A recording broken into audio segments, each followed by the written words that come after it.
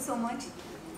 व्यासपीठावर उपस्थित आदरणीय मोहाडीकर मॅम, माझ्या सर्व सन्माननीय मैत्रिणी आणि उपस्थित आपण सर्वजण, हा कार्यक्रम यशस्वी करण्यासाठी झटणारी कोर टीम आणि सर्व मगाचपासून प्रशिक्षण व्यवसाय देण्यासाठी का आवश्यक आहे या संदर्भात बरेच बोललं गेलं आहे.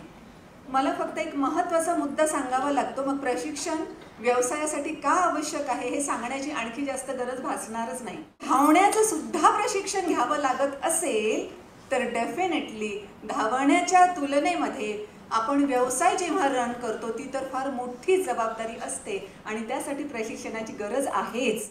कमानीच्या वर ही मूर्ती स्थापित केली जाणार आहे. मूर्तीचा चेहरा सुद्धा नीट दिसणार नाही, तर नाक अप्र आहे हे कुणालाही चांगलं आहे, पण मी प्रिफर करेन की जी तुम्ही माझ्यासमोर सगळे दिसता आहात ते डॉक्टर रॉजर होतील आणि तुम्हाला फॉलो करत बाकीचे 300 कशाला 3000 जणांनी तयार होतील. त्यांचा उल्लेख केला आपल्या भाषणात, त्यांना ऐकण्यासाठी आपण सगळेच उत्सुक आहोत.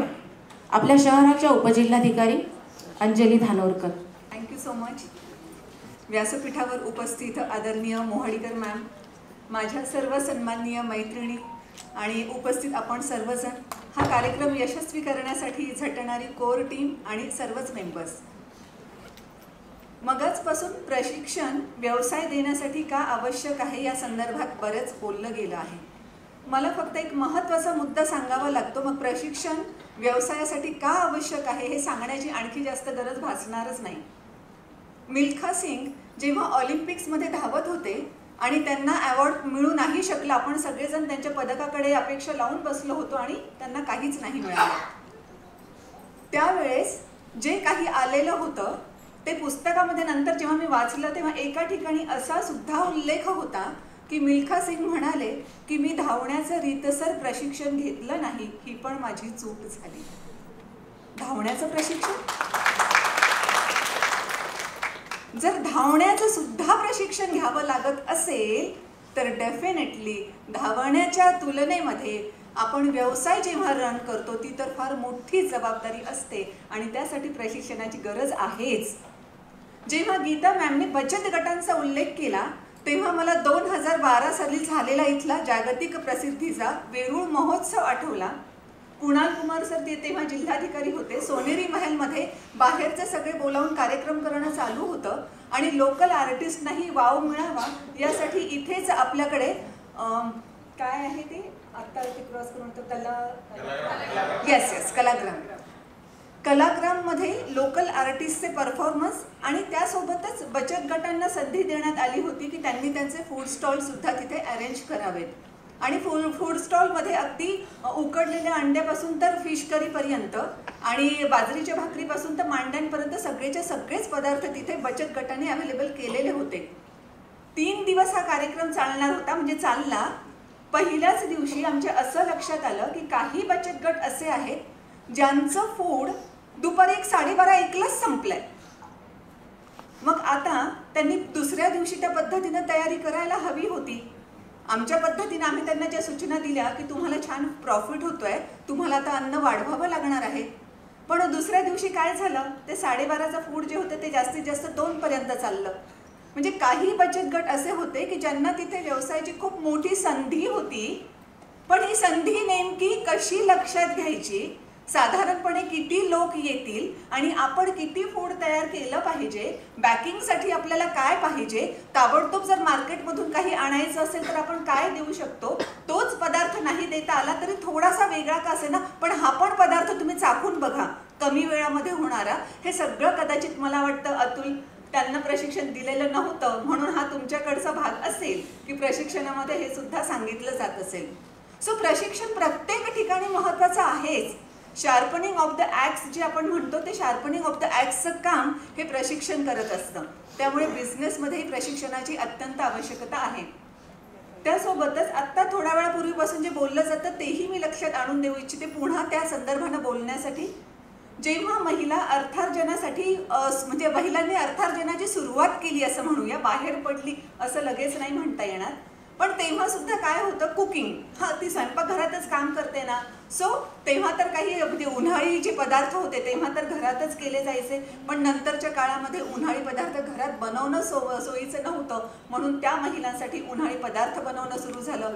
पुन्हा जास्तीत जास्त ह्या महिला कुठे गेल्या, नर्सिंग क्षेत्रामध्ये गेल्या आणि एज्युकेशन फील्डमध्ये गेल्या, की तुम्ही बालवाडीची अंगणवाडी वगैरे तेव्हा नाही, पण ते छोट्या छोट्या मुलांना तुम्ही शिक्षण द्या, या अर्थाने त्यांना शिक्षित करण्यात येत होतं.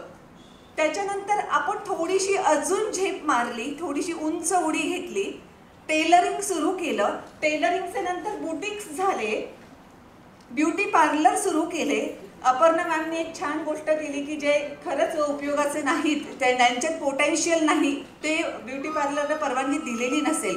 कारण आजही आपण बघू, तुम्ही कुणाच्या तरी स्किनशी डील करत आहात, कुणाच्या तरी हेअरशी डील करत आहात आणि नॉमिनल कुठेतरी 1-2 महिन्याचा कोर्स केला आणि लगेच ब्युटी पार्लर थाटलं, त्याचे कॉन्सिक्वेन्सेस काय होणार, जर काही परिणाम झाले तर त्याच्यासाठी लीगल तरतूद त्यांना माहीत आहे का, त्यांच्यावर जर काही गुन्हा दाखल झाला तर पुढे काय करायचं हे त्यांना माहीत आहे का.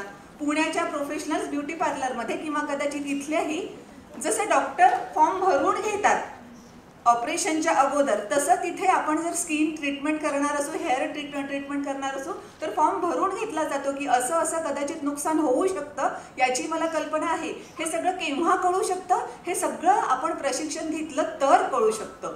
म्हणून प्रशिक्षण हा व्यवसायाचा बेस आहे असं मानायला हरकत नाही असं मला वाटतं. आणखी एक मुद्दा मला असं वाटतं की आपण कुठेतरी दुर्लक्षित करत आहोत.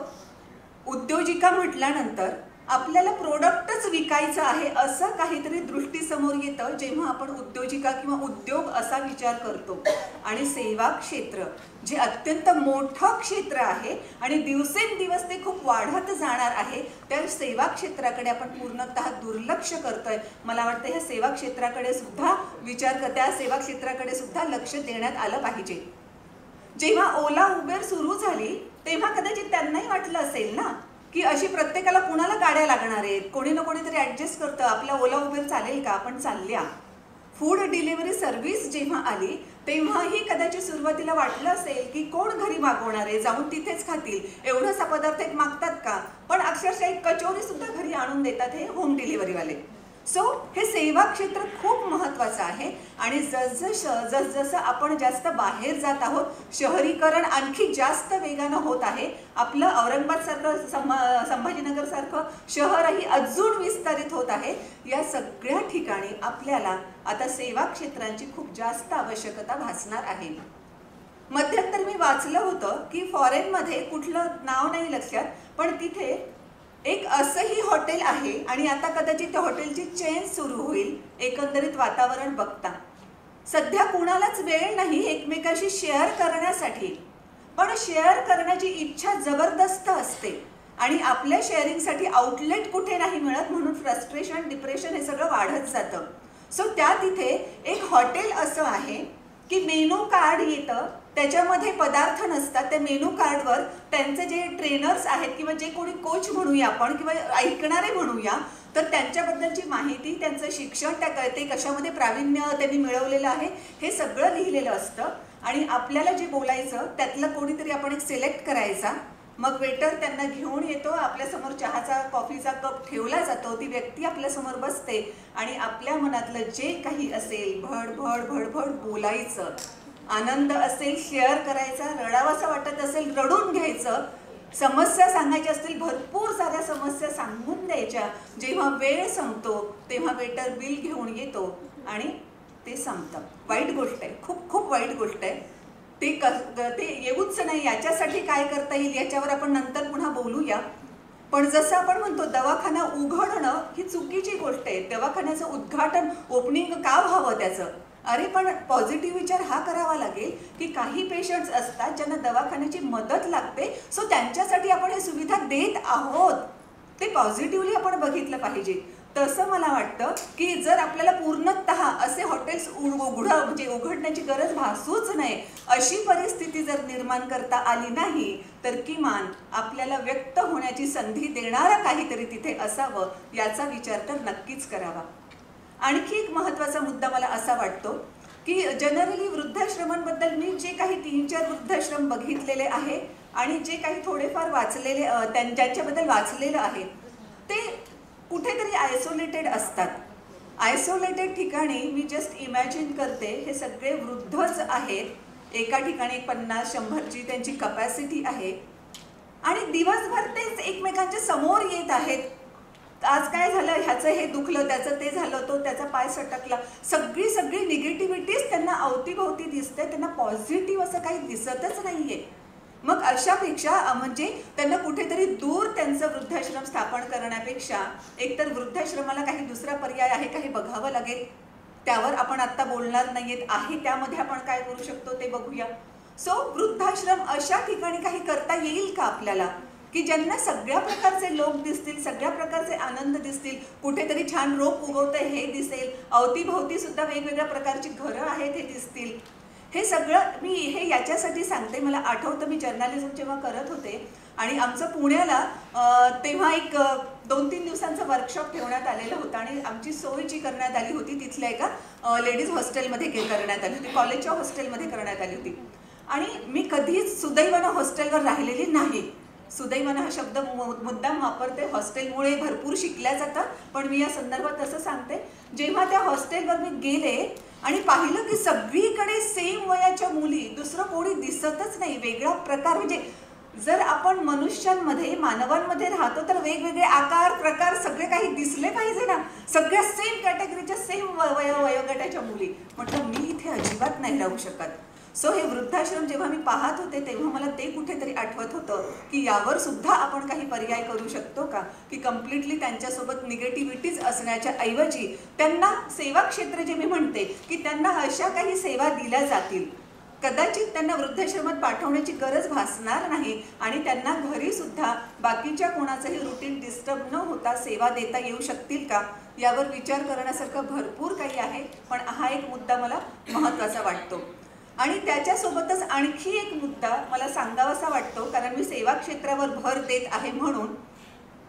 सेवा क्षेत्रामध्ये हा सुद्धा विचार डेफिनेटली व्हावा. आता मॅक्सिमम जणी बाहेर पडतोय, आम्ही ज्या इथल्या सगळ्या जणी आहोत ना त्या घरचं मॅनेज करून इथे आलो आहोत. एखादीची मावशीबाई आली नसेल तर किती प्रॉब्लेम झालेला आहे आणि त्याला कसं निपटावं लागतं हे सगळं करून आम्ही इथे आलेलो आहोत. अशा परिस्थितीमध्ये जेव्हा कुठेतरी हे पण वाचायला भेटतं की त्या मावशीबाईंनी त्या मालकिनीचा काहीतरी तिच्यावरचा राग म्हणून असं काहीतरी केलं. मध्यंतरी बातमी आपण वाचल्या, गव्हाच्या पिठामध्ये काय काय होत होतं आणि नंतर त्यांना कळालं की बापरे CCTV मध्ये हे सगळं दिसलं. आता CCTV आपण तेव्हा चेक करतो जेव्हा काही प्रॉब्लेम झालेला असतो. म्हणजे CCTV त्यांच्यावर वॉच ठेवणार आणि आपण CCTVवर वॉच ठेवणार तर त्याला काही अर्थच नाहीये ना. सो अशा ह्या आपण मदतनीस म्हणूया या मावशीबायांना. सो ह्या मावशीबायांना सुद्धा, या मदतनीसांना सुद्धा व्यवस्थितरित्या ट्रेन करणं हे सेवा क्षेत्रामध्ये महत्त्वाचं येऊ शकतं मला असं वाटतं. आणि ज्या उद्योजिका आहेत त्यांनी सुद्धा फक्त हेच काही मोजके 5-6 व्यवसाय सोडून आपल्याला पुढेही काही करता येतं का. मी आत्ता जो या मदतनीसांचा मुद्दा सांगितला त्यातही काही करता येतं का, जेणेकरून आम्हालाही खात्री वाटेल की ही जर एक ट्रेन झालेली महिला माझ्याकडे येत आहे तर डेफिनेटली मी तिच्यावर आता पूर्णतः विश्वास ठेवू शकते. अशा रीतीने तिला ट्रेनिंग दिलेलं असावं. हे सगळं करत असताना जेव्हा आपण कोणताही व्यवसाय करतो तेव्हा आपण खरंच त्यामध्ये 19-20 चालणार नाही. क्वालिटी ही क्वालिटीच असली पाहिजे याचा पूर्णतः विचार केला पाहिजेच. नाहीतर काय एवढ्या मोठ्या कामामध्ये एवढं तर होऊ शकतं ना. नाही, जसं जपानमध्ये असतं की अगदी छोटीशी ही चूक नाहीच, तसं आपण का नाही प्रयत्न करत. आपण जेव्हा स्वतःला सवलत देतो की थोडंफार तर चुकणारच ना, की आपल्याला जेव्हा सवलत देतो डेफिनेटली त्यानंतर कदाचित आपण होणाऱ्या आणखी बाकीच्या चुकांकडे दुर्लक्ष करत असतो. सो 19-20 अजिबात नाही. या संदर्भात मला त्या मूर्तिकाराचं एक उदाहरण द्यावंसं वाटतं. दगडामधून मूर्ती कोरणारा हा गृहस्थ जवळपास 2.5-3 वर्ष झाल्यानंतर एक मूर्ती पूर्णतः फिनिशिंग लेवलला आलेली होती आणि आता जस्ट त्या मूर्तीचं फिनिशिंग झालं की ही मूर्ती ज्याची होती त्याला देऊन टाकायला काही हरकत नव्हती. पण त्या गृहस्थाच्या, त्या मूर्तिकाराच्या बायकोनं पाहिलं की आपल्या नवऱ्यानं तो मूर्तीचा दगड बाजूला सरकवला, दुसरा एक दगड घेतला आणि त्यावर कोरण्याला सुरुवात केली. तेव्हा असं तर कधीच नव्हतं झालं, हातातलं काम सोडून दुसरं काम हातात घेतलेलं. मग आता का झालं हे जेव्हा तिनं विचारलं तेव्हा मूर्तिकारानं सांगितलं, अगं त्या मूर्तीमध्ये थोडासा फॉल्ट झालाय ना, म्हणून मी तो दुरुस्त करण्यासाठी आता दुसऱ्या दगडातून तीच मूर्ती पुन्हा कोरणार आहे. तिने त्या मूर्तीकडे खूप टकलावून पाहिलं, पण तिला काही फॉल्ट दिसला नाही. मग काय फॉल्ट आहे तिने नवऱ्याला विचारलं आणि नवऱ्यानं सांगितलं, तिच्या या मूर्तीच्या चेहऱ्याच्या तुलनेत तिचं नाक थोडंसं अप्र झालंय ना, म्हणून मी आता ही मूर्ती ह्या दगडातून घडवणार आहे. तिनं पुन्हा एकदा पाहिलं, नाक अप्र झालंय का, तिला काही वाटलं नाही, पण ठीक आहे आपला मूर्तिकार नवरा सांगतोय तर कदाचित झालं असेल. म्हणून तिनं पुढचा प्रश्न पुढे विचारला की ही मूर्तीची स्थापना कुठे होणार आहे. आणि त्यानं सांगितलं की ते आपलं मंदिर नाही का, त्याच्या समोरची ती एकदम मोठी वेस नाही का, कमान नाही का, त्या कमानीच्या वर या मूर्तीची स्थापना होणार आहे. आता मात्र तिनं डोक्याला हात मारून घेतला. कमानीच्या वर ही मूर्ती स्थापित केली जाणार आहे. मूर्तीचा चेहरा सुद्धा नीट दिसणार नाही, तर नाक अप्र आहे हे कुणाला दिसणार आहे. आणि तेव्हा ह्या मूर्तिकारानं उत्तर दिलं, कुणाला दिसेल की नाही हा माझ्यासाठी प्रश्नच नाही, माझ्यासाठी मुद्दाच नाही. माझ्या हातून काही फॉल्टी घडता कामा नये हे माझ्यासाठी महत्वाचं आहे. म्हणून एवढं तर चालतंच ना, 19-20 तो चलता है, हे आपण सोडून द्यावं लागेल. आणि परफेक्शनिस्ट आपण कसं बनू शकू हे त्या पद्धतीनं जर बघितलं तर मॅक्सिमम आपण सगळे लूपहोल्स काढून टाकू शकतो, आपल्या कामातल्या सगळ्या उणिवा सुद्धा काढून टाकू शकतो. आणि जाता जाता आणखी एक महत्त्वाची बाब अवश्य सांगेन. बरेचदा बिलीफ सिस्टीम असते, म्हणजे जसं की महिला म्हटल्यावर ब्युटी पार्लर, कुकिंगचे कोर्सेस, शिलाई ह्याच्याशिवाय पलीकडे का जाणार, म्हणजे जाऊ शकणारच नाहीत ना. पण मला खरंच आवडेल जर महिला कुठे जाते, विमानामध्ये अवकाशामध्ये जर जात आहे तर महिला प्लंबर नाही होऊ शकत, महिला हार्डवेअरच्या संदर्भात काम नाही करू शकत. येस, डेफिनेटली करू शकते ना. तिलाही त्या पद्धतीचं प्रशिक्षण द्या, ती तिथेही काम करू शकते. अपर्णा मॅम म्हणाला तसं खूप म्हणजे आम्ही जॉईन होण्याच्या अगोदर लोकांना महिला अधिकारी पाहण्याची सवय नव्हती. लोकांनी आता सवय करून घेतली आहे महिला अधिकारी पाहण्याची. तसं आपणही, समाजही सवय करून घेईल की आपण प्लंबरला बोलवलं तर एखादी महिला आली आहे, तिला बोलवण्याची आतमध्ये आणि तिच्याकडून काम करून घेण्याची, हे करू शकतो आपण. सो लिमिट्स नसतात कुठेच. बिलीफ सिस्टीम आपली जर चुकीची असेल तर ते बदलणं सुद्धा आपल्याच हातामध्ये आहे. 1954 पर्यंत असं समजलं जात होतं की एक मैलाचं अंतर कापण्यासाठी 4 मिनिटांपेक्षा कमी वेळ लागूच शकत नाही. मिनिमम 4 मिनिटांचा वेळ लागणारच आहे. आणि डॉक्टर सुद्धा सांगत होते, जर 4 मिनिटांपेक्षाही कमी वेळात धावण्याचा प्रयत्न केला तर काय काय होऊ शकतं आणि त्या माणसाला कसा जीव गमवावा लागू शकतो. डॉक्टर रॉजर बेन्स्टन म्हणून एक होता, तो स्वतः डॉक्टर होता आणि तो स्वतः ॲथलीट सुद्धा होता.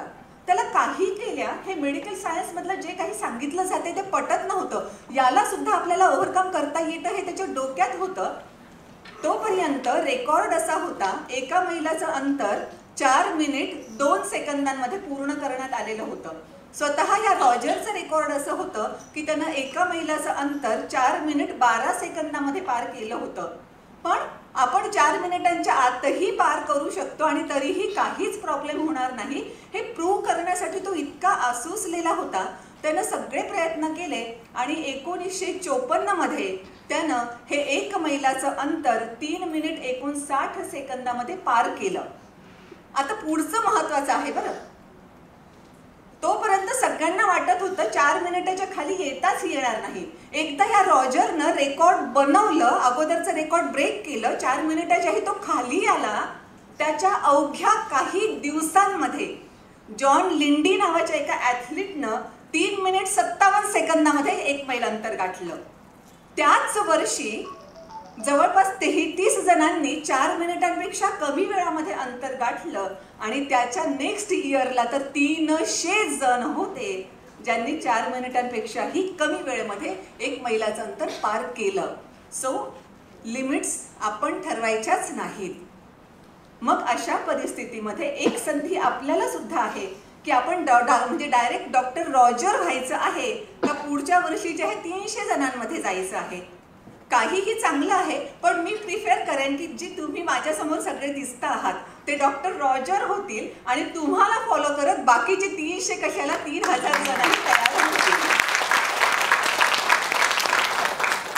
एवढी सुंदर ही कन्सेप्ट जी आहे की व्यवसायाच्या संदर्भानं प्रशिक्षण देण्याची, ती कन्सेप्ट मला बेसिकली खरंच खूप आवडली.